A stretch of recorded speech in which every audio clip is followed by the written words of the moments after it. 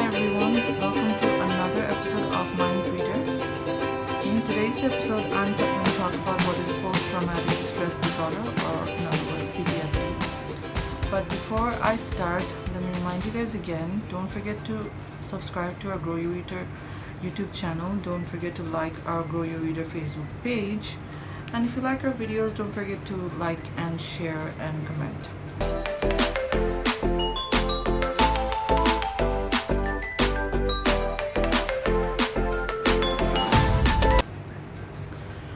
So, what is PTSD, or post-traumatic stress disorder?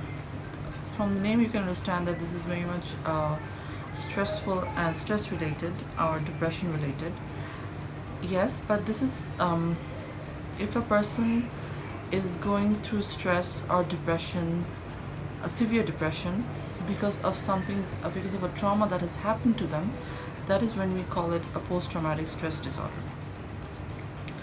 This is because of a certain incident that the person might have underwent with himself, or can witness it with somebody that he knows very close to. It could be a death threat, or somebody very close dying because of an incident that has happened to that person, or it could be that the person was violated, harassed, etc., etc.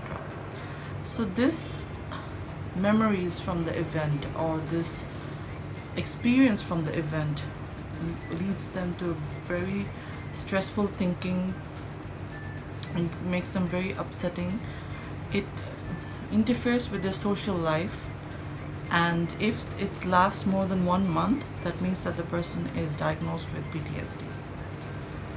So few of the examples of PTSD would be that the person keeps reliving that event in their thoughts or in their everyday life. They don't want to talk about that event happening, they don't want to talk about that event or any memories related to that event. If something makes them if something makes them, like, they feel like it's reminding them of that event, they would get very upset and very depressed and very stressed, or in most cases, feeling of fear would rise, and they would feel very numb. They would have nightmares and sleeping problems because they would keep dreaming about that event happening. They would feel that this event will happen to them again, and they don't want to. If you want to talk to them about that memory or that event experience from the event, they will not talk to you about it. They lack in positive emotions. They are very they get angry and irritated. They feel like they have this severe anxiety disorder. They feel scared, fearsome all the time. So these are some few of the examples of somebody diagnosed with PTSD. So the treatment for PTSD is obviously consulting a healthcare professional, where he will be evaluating the problem by talking to his family, his friends, his peers, teachers, his activity in his social life. Then they would be using this therapy called psychotherapy, where the child or the person will be introduced to, maybe he would be asked to draw out that event, or write out that event, or speak about that event with a very highly skilled psychiatrist. And then this counseling might go on for a couple of years, months, etc. The earlier the psychotherapy is introduced, the much better results.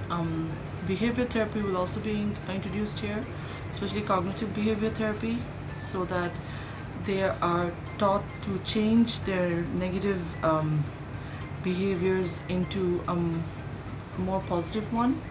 And also, that will also help them to reduce that fear, that anxiety that they had developed because of the past experiences, because of the past experience from that trauma.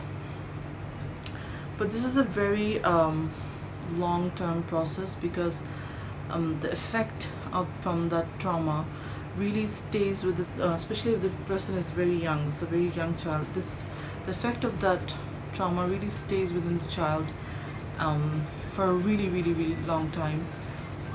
And in most cases, if diagnosed early, although they recover very quickly, but if they are diagnosed as for say at in their teenage years, or when they're adolescents, that's the trauma, the effect of the trauma really stays for a really long time, and the counseling needs to go on for, let's say, 5 to 6 years in some cases, in some serious cases. So that's why the support of the family, his or her friends, peers, school teachers, etc., is very, very important for the child to recover from PTSD. And also, you need to make sure that the child is, receiving counseling on a daily basis. So for that person to get a successful, for the therapy to be very successful and the person to recover quickly. So that's it for today. I will be ending our mind reader session with this episode.